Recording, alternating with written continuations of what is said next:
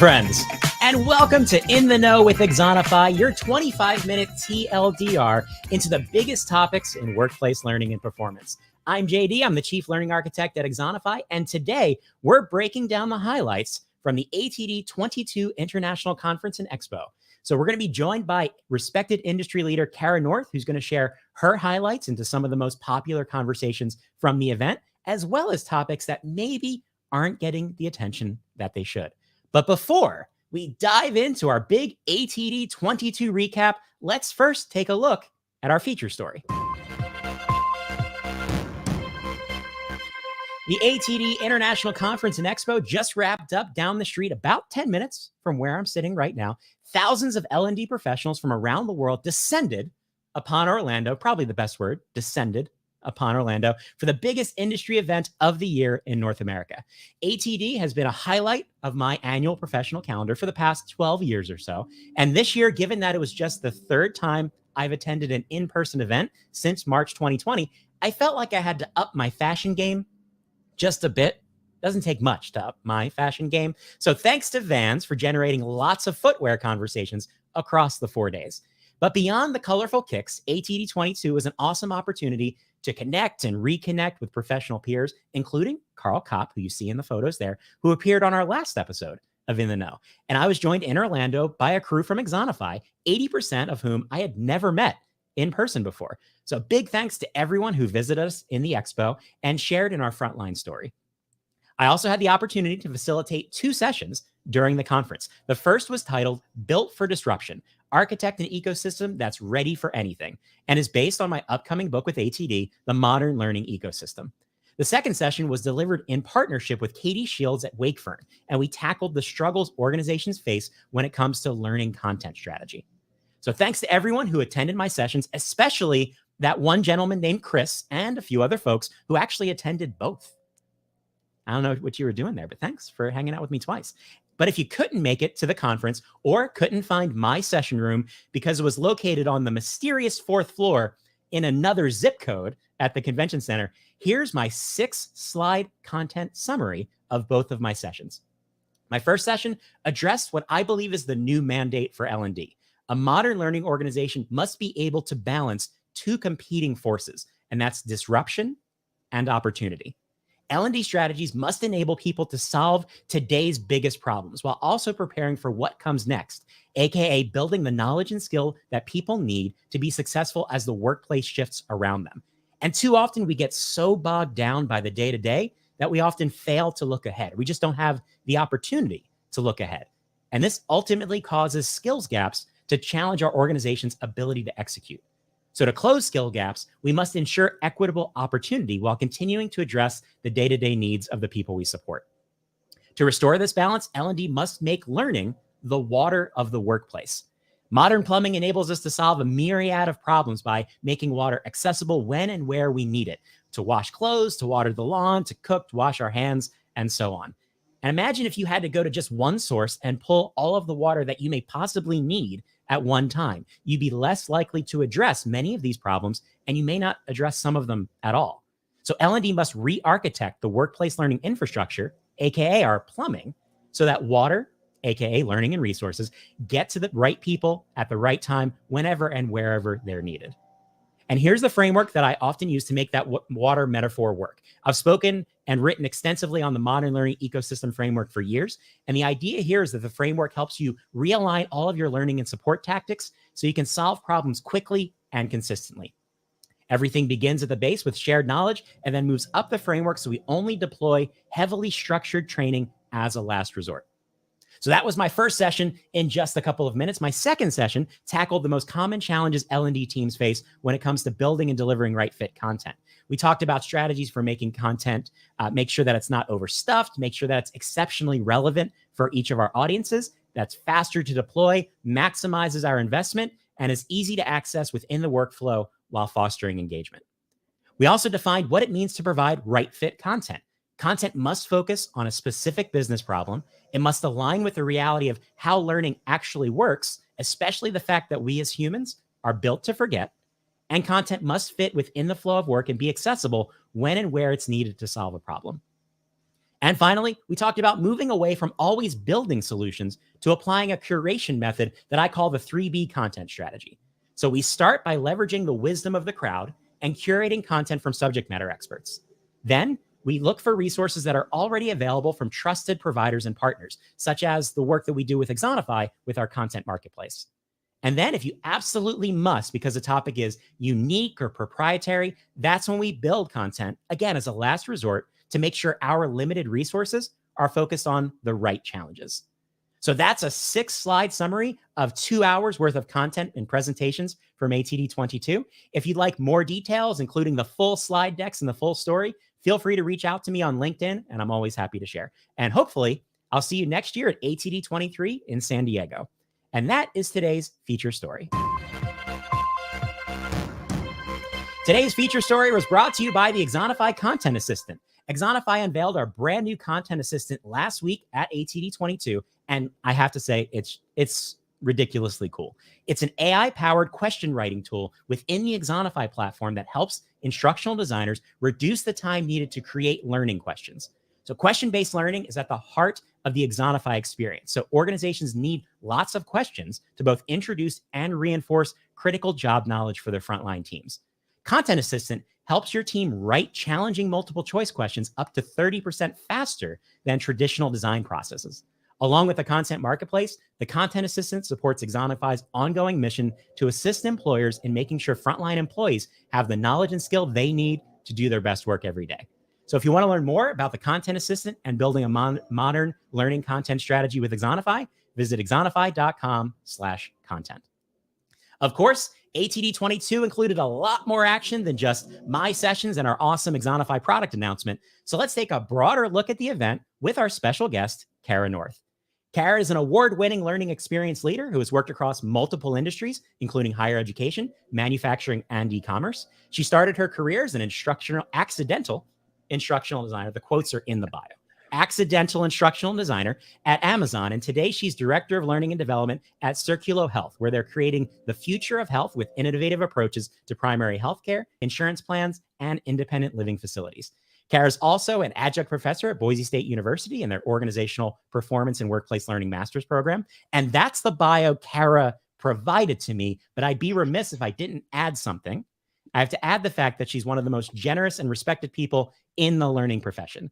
So she just returned home from delivering multiple sessions at ATD22. We're very thankful to get a couple minutes of her time today. So Cara North, you're in the know with Exonify. Glad to be here, JD, and thank you. That's really kind. I'm just Cara. So I always feel like I disappoint people in real life. Like I'm definitely cooler online than in person. So hopefully if you met me at ATDI, so I didn't scare you too badly. But no doubts. And I can compare to that sentiment because Clark Quinn once told me, JD, you're much funnier on Twitter than you are in real life. And I still don't know if that's a compliment or not. But as folks may know, the ATD event was held in Orlando, 10 minutes away from where I'm sitting right now. So before we go into the professional side of the conversation, I have to ask like the local Orlando question, which is what was like the most fun or interesting thing you did during your time in Orlando outside of the conference itself? sure. So I don't know how interesting it is, as I think it's pretty cliche, but probably the most fun thing that I did was get a Dole Whip. So it had actually been 20 years, JD, since I'd had a Dole Whip. And my family, we went to Disney as I was a kid, and I vacationed there as a kid. But it had been 20 years since I had a Dole Whip. And so when me and my friends decided to go over to Disney Springs before the conference started, I had one mission and one mission only: get a Dole Whip. And it was as delightful and amazing as I remember. And my friend Jacqueline Hutchinson took a amazing picture of the joy that I have. And I was like, if only I could have that joy every day of my life. So yeah, it was amazing. This episode of In the Know is not sponsored by Dole, but maybe it should be at this point. But for those of you who have not been to Disney World or another Disney property where the Dole Whip dessert is provided, you want to Google that right now. And if you're coming to Orlando, some people think like you need to set aside time to ride a roller coaster, all right, go to a theme park. No, the Dole Whip is the place to start, and then it's all downhill from there. So I can completely agree with your sentiment as a former Disney cast member as well. So those of you in the chat, if you've had a Dole Whip, let us know. If you attended ATD22, we want to hear about your experiences. So feel free to share your thoughts, answers to the questions that we're discussing as we go. We can throw those into our conversation along the way.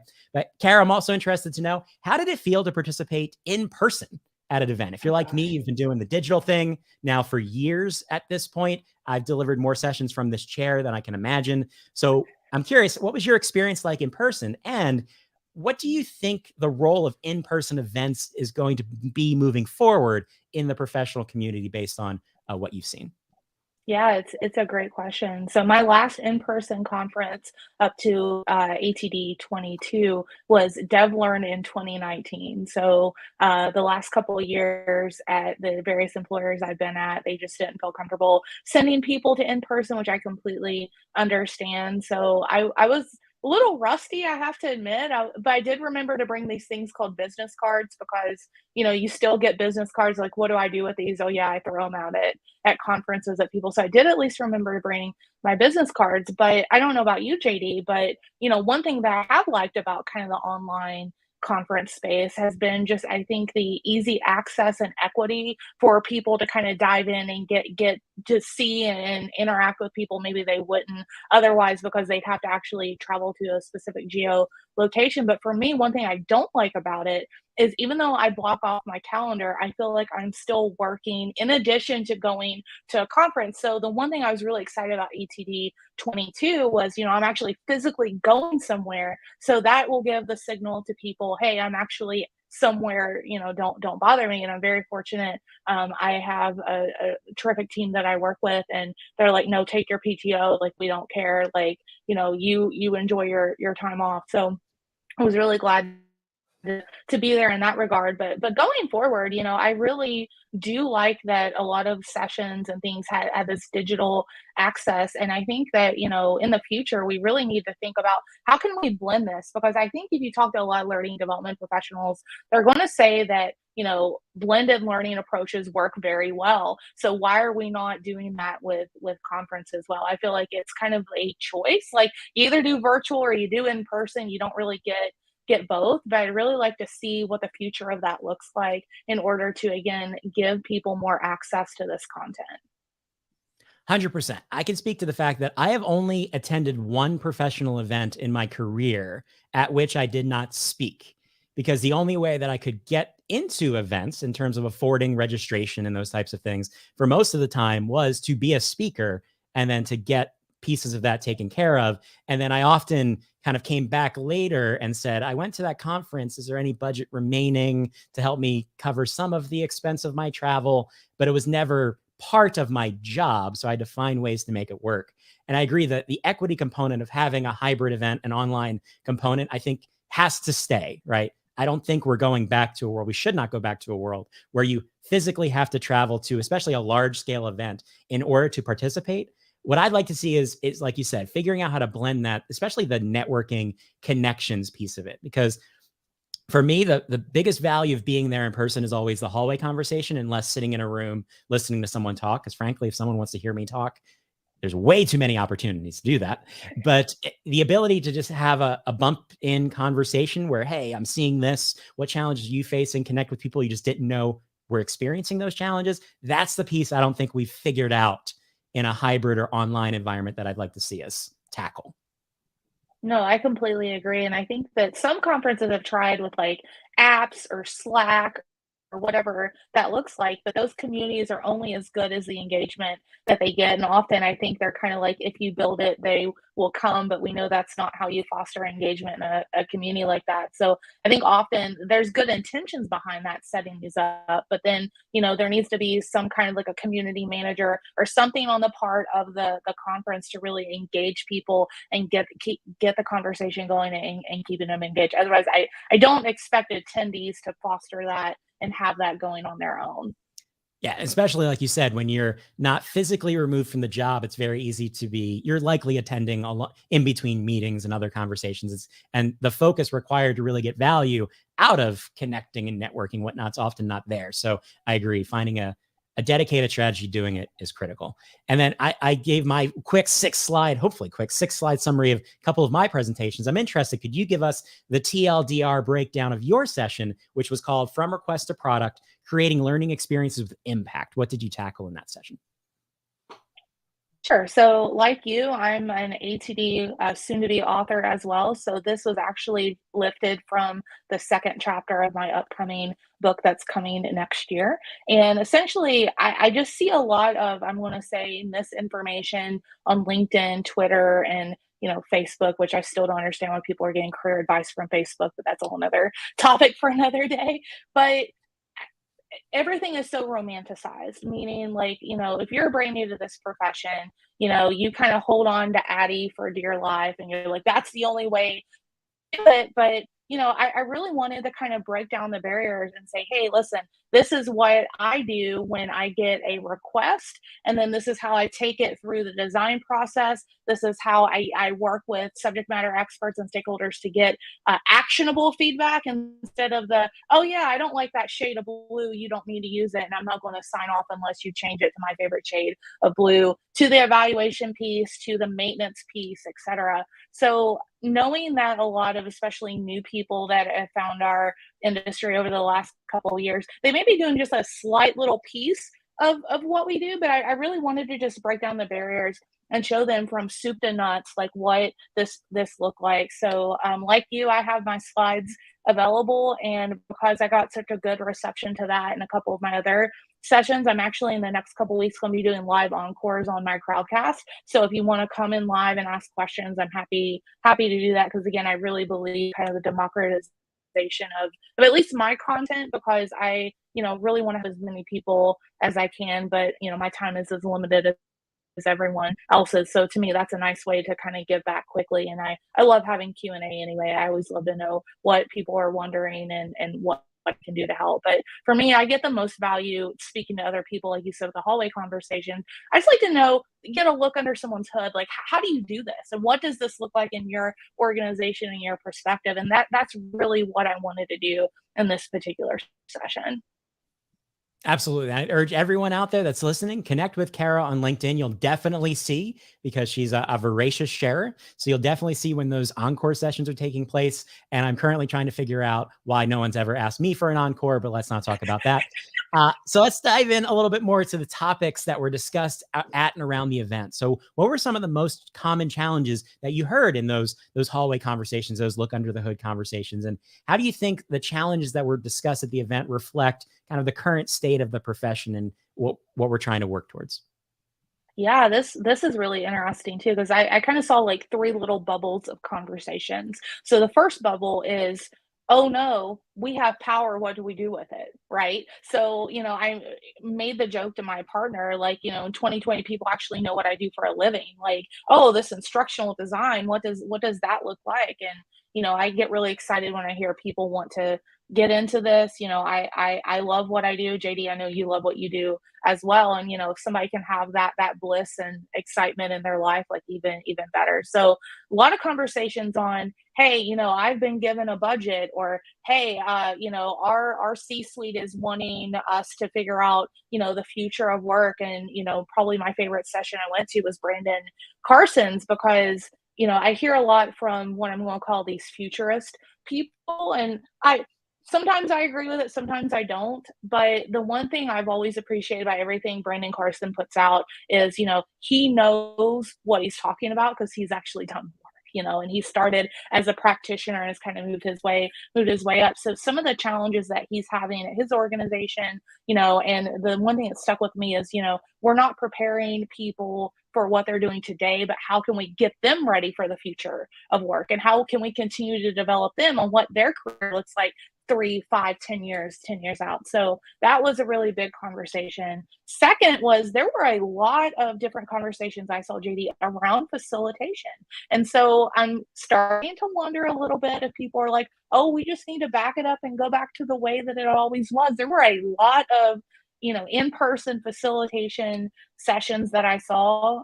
Again, I'm of the school of thought, blended amazing if that works for your organization, but I don't think that we should throw out everything virtual immediately. I think it's the right fit for the right org. But there were way more conversations about that than I had expected. And third, I think DEI and accessibility came up a lot. I know what you're going to ask me here in a minute, so I won't spoil too much, but I'm glad that people are talking about this. But I think that we certainly need to do a better job. I think the school of thought of we need to have people let us know if they need help. I think that's rubbish. I think that we should plan for that. I think it's really poor form on our part to have someone self-identify that they need an accommodation or something. Like, we should plan for that, and that should be part of our design strategy moving forward. So those were the three conversations that I saw most prevalent around the conference. And I echo every sentiment you shared, especially around, first of all, following Brandon Carson on LinkedIn. Another great recommend, the work he's doing with his team at Walmart. And he shared a great story around how he's working in partnership with Guild Education, which, connecting the dots, Matthew Daniel from Guild Education, first episode of In the Know. You should go check that out on YouTube. But how we're thinking more broadly now about talent strategy. And it's more than just core job training. It's really thinking about what type of support does someone need to advance themselves in the work they're doing today and the work they want to do in the future. And I think that connects very closely to one of the big conversations I had, which is around skills strategy, right? What are skills? What does it mean to ground your learning and support strategy in skills as opposed to what we were doing before? I think there's still a lot of room to figure out that narrative and what skills actually means to us. But I think Brandon's story is a great example there. And then to your last point around inclusion, I think, in my talk track, I talk about the fact that if we want to close skills gaps, it's really about closing opportunity gaps and fostering opportunity for people to develop themselves as part of their work. And inclusivity is part of that. It has to be baked into that strategy. So you kind of gave a teaser around what were some of the things you didn't see discussed enough, or maybe aren't being discussed broadly enough in the industry, that we should be focusing more on at these type of events and in these types of sessions online. Yeah, I don't know if my friend Ricky Fisher is watching live. I think he was going to try, but you can certainly ask him. This is a true story. But something I complained about a lot was I saw, again, a lot of topics about, we need to make sure inclusion, DEI is important, but yet I didn't see enough people of color speaking. I didn't see a lot of accessibility principles being used in these sessions. There were sessions I went to that even when I was sitting there, I couldn't read the contrast of what people were saying. I, not to toot my own horn, but I think besides the keynotes, I was one of the only people that did live captions in my session. It's 2022 and it takes 2 clicks to do. Like, I mean, it's not any extra work, and plus it also helps me watch my mouth a little bit, which is an added bonus, right? So I think talk can be cheap, and I think we need to walk the walk. And so if we are saying that this is important, then we need to do better as a profession. And I think all conferences should take note of this, and they should really be thinking about what that looks like in the future. Now, I don't want to just complain to complain, so I actually tweeted out at ATD and I said, hey, next year, if you all want someone to spearhead putting some resources together, and I realized that it would be a big administrative burden to kind of scan all the presentations, but put some resources together on how to make a more accessible, friendly presentation, I'm here for it. I want to be part of that because I know that it's so critical in order to make things better. And again, I think we serve everybody, and we can't truly serve everybody until everybody's needs are met. Absolutely. And you're speaking to the idea that understanding what that means by experiencing what that means in our own setting, in the way that we engage and collaborate with one another as a way to demonstrate what's possible, because people just may not know what is possible today or the best way to approach certain types of issues or certain types of strategies in these regards. So great recommend. And I would like to reiterate that Ricky is in fact here. Oh, Ricky, okay. Ricky is with us today. So my last question before we let you go is kind of, again, related to what we were just talking about in terms of the experience of how we engage and how we learn, develop ourselves in L&D, and then how we apply similar principles in the way we support people in our organizations. We talk a lot about shifting from place and time learning, blended learning, continuous learning, performance support, those ideas, but events, whether you attend them online or in person, are often very place and time in nature. So what are your thoughts or recommendations for people who really want to maximize their time at an event, their investment in attending an event, so that they can continue learning, continue exploring, and actually apply what they take away from an event and not just have it be something they went to last year? Yeah, so content's ubiquitous at these events. So it's like, how do you apply it back to what you do? So one thing that I did in two of the three presentations, one presentation was for ATD education. So that one, it was just like a 20-minute little thing on Expo that wasn't really that big. But every session I do, I try to build a 30-90 plan. And so I just take a stab at like, hey, if you want to apply some of the stuff I'm talking about, here's a nice little suggested path for you. But better yet, I encourage everyone to build that out yourselves. And I've even offered, hey, if you want an accountability partner, connect with me. I'll send you a quick little email. I can schedule out 30, 60, 90 days. Just say, hey, how's this working for you? What support do you need? And that. So, I've found that very valuable for me because I get really excited and jazzed after any conference, but then like, okay, what can I do? And what are some quick wins that I can apply this content now to maybe, make some traction on a particular project. But then, where I get really excited, especially after I can't talk enough about Brandon Carson. He's just an incredible person. But seeing kind of what his challenges were and like where they're looking to go, those are similar conversations I'm having in my organization. Like, how can we support people that want to get their GED? Like, what does that look like? And can we do that? And when we're doing that, are we also making our community stronger as well? So we're investing back into our people. So those are the things that I like to do. Is I like to see what I can quickly apply, but then I like to put some of the stuff. I have the saying, like, put it in my skillet and let it simmer, right? And see like kind of what can manifest from that. But it's all good. I like content's all good, but then the way that you apply it, I think, is really critical. Wouldn't it be slick if I was about to announce that Brandon Carson's the next episode on In the Know? Would be slick. Unfortunately, no, but maybe we should apply some peer pressure. So if you're listening today, you're on LinkedIn, connect with Brandon Carson and just subtly recommend that he should hang out with JD on his cool live stream because we really enjoy his work. So the only thing I'd also add to your response there is be open with connecting with speakers. So I think a lot of times people don't necessarily reach out and follow up and say, I enjoyed your session, that content, that point that you made. How does it relate to the challenge I'm facing or my particular context? So I can speak for myself, but generally speaking, most of the speakers that I know are happy to answer questions and have a quick chat.